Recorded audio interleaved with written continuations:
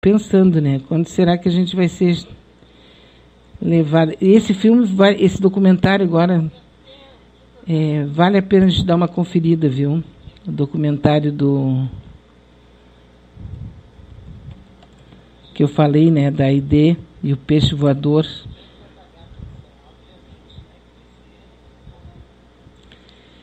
Então, o Guedes sem sapatos, Beatriz, o que pode significar? Olha, ele esqueceu de botar o sapato, né?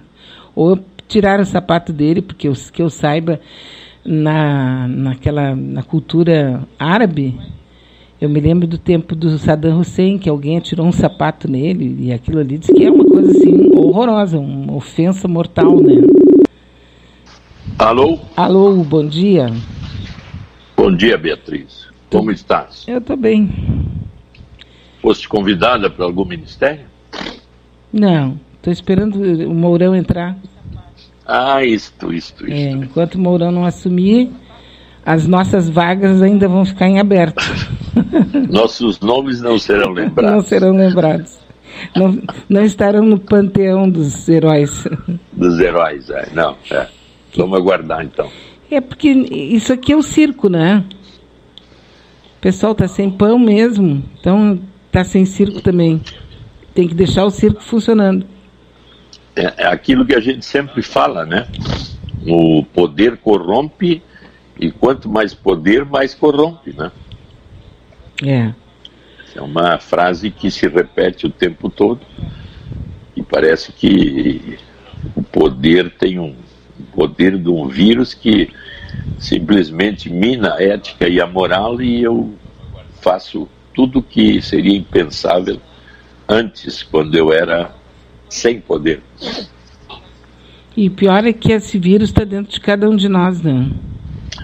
Porque é aquilo que a gente sempre fala, a natureza humana, né? Quer dizer, nós temos dentro de nós essa possibilidade constante de ganhar este poder, e por uma característica muito humana, o poder vai nos dando condições de sermos cada vez mais poderosos, ou pelo menos expertise aumentada, condições dessa expertise ser cada vez mais expressada, e aí então as lutas cada vez maiores de poder dentro de uma situação que não seria necessário isso se a gente pudesse ter a visão de que as coisas podem ser, vamos dizer, trabalhadas equitativamente, achando que o outro merece a mesma condição que eu.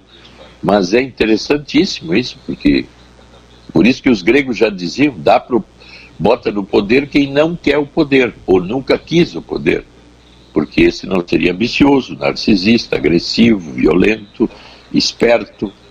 Mas o problema de botar quem não quer o poder no poder já é um dilema também fantástico, né?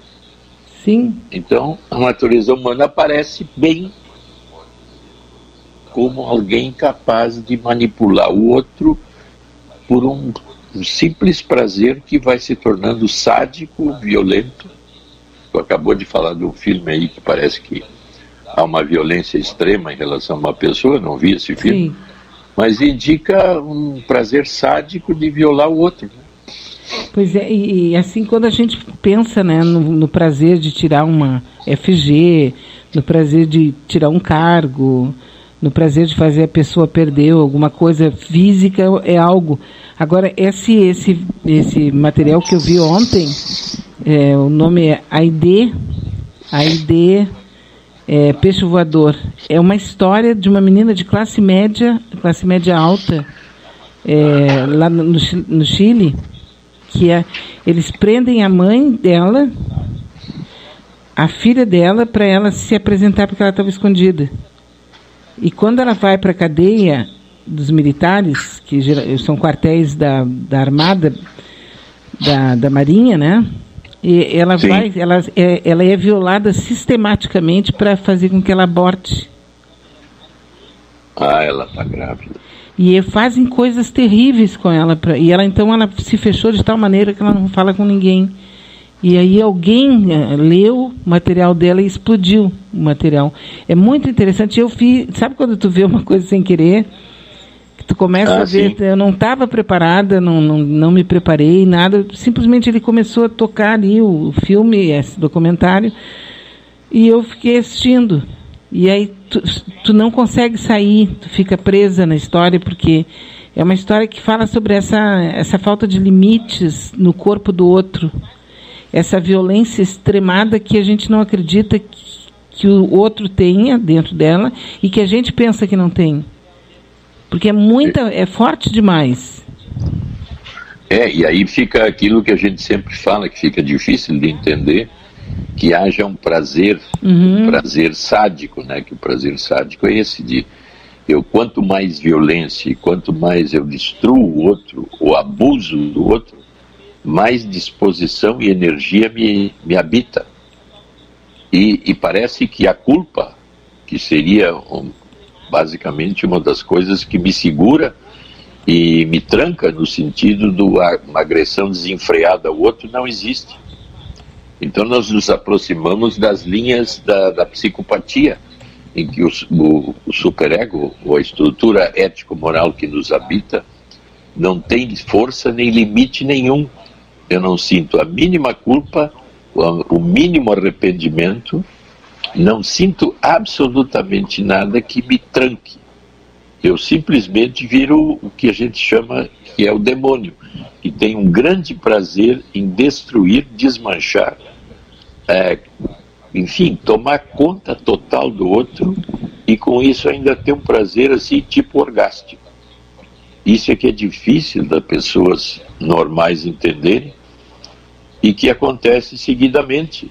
Até nós estamos vendo da pandemia, esses tipos de agressão à mulher, principalmente, que toma conta, assim, de uma forma fantástica, e todo mundo fica, assim, espantado, como é que isso acontece?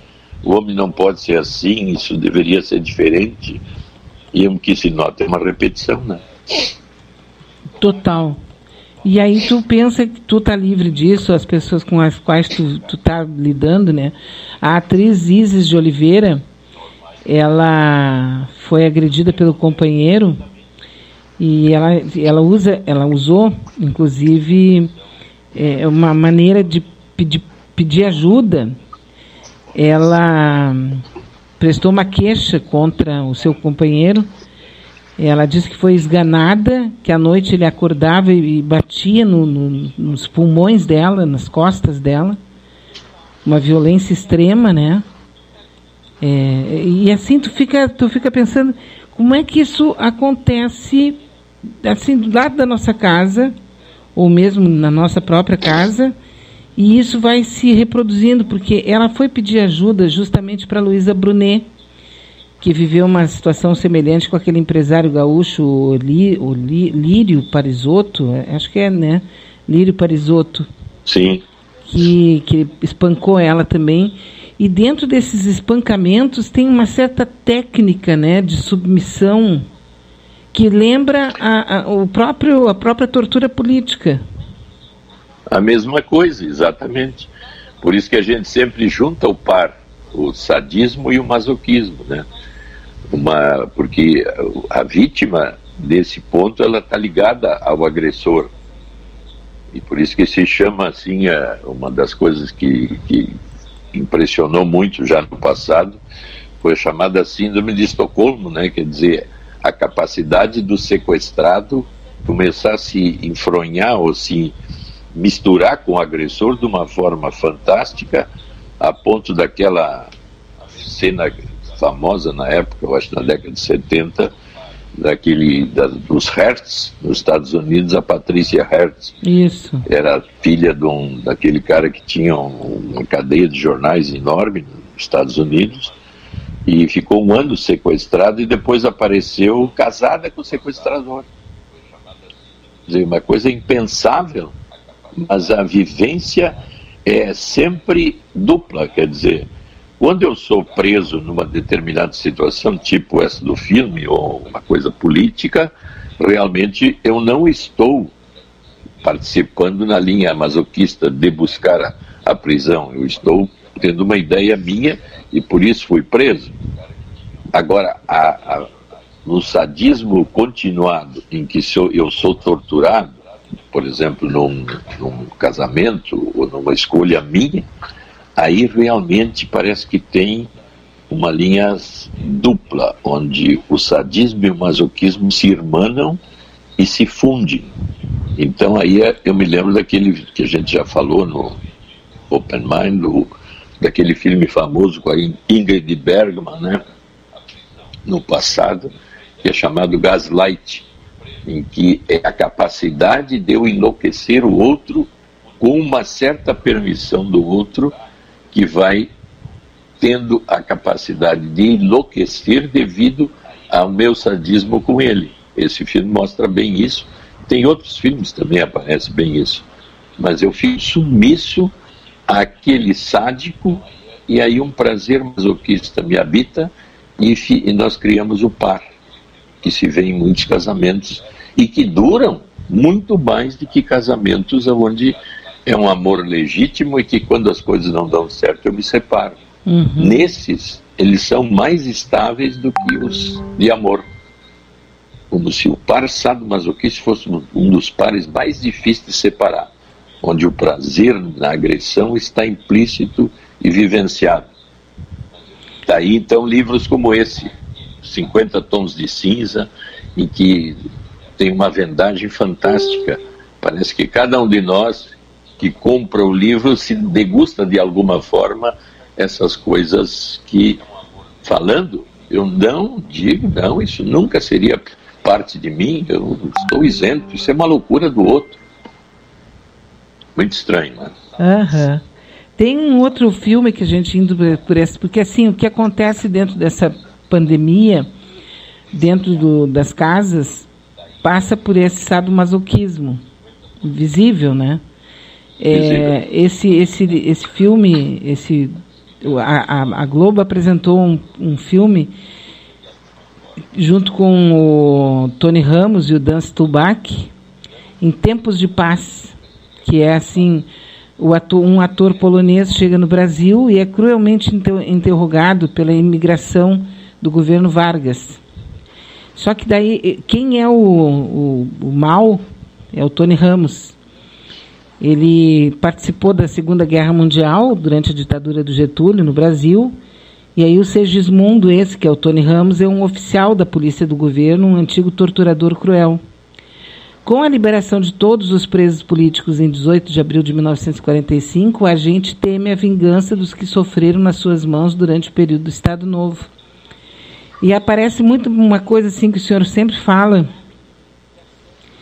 que é aquela pessoa que é piedosa, que vai na igreja, que comunga com os filhos, que cuida muito bem dos filhos, e que lá no porão da ditadura é um torturador absurdo. Exato. Né? É uma pessoa assim que parece que da ponta dos dedos escorre sangue.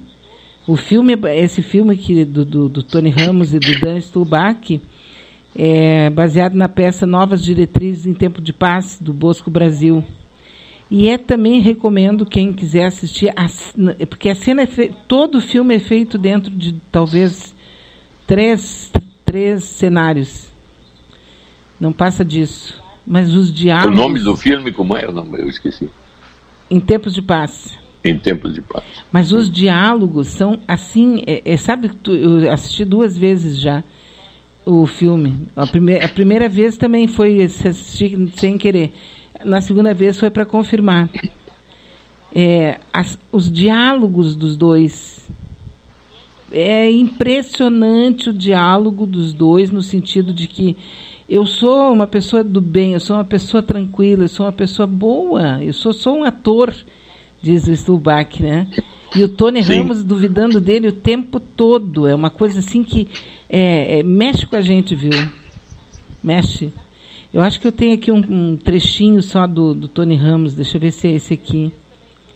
Tu acha? Vamos ver. Esse é o Stulbach chegando no porto. Por vários presidiários em condições de recebê-lo. Pessoas ligadas ao Palácio das Demonstrações. Vamos ter comunistas na praça. Alô? Pensei que você já estivesse longe. O que você ainda está fazendo aí?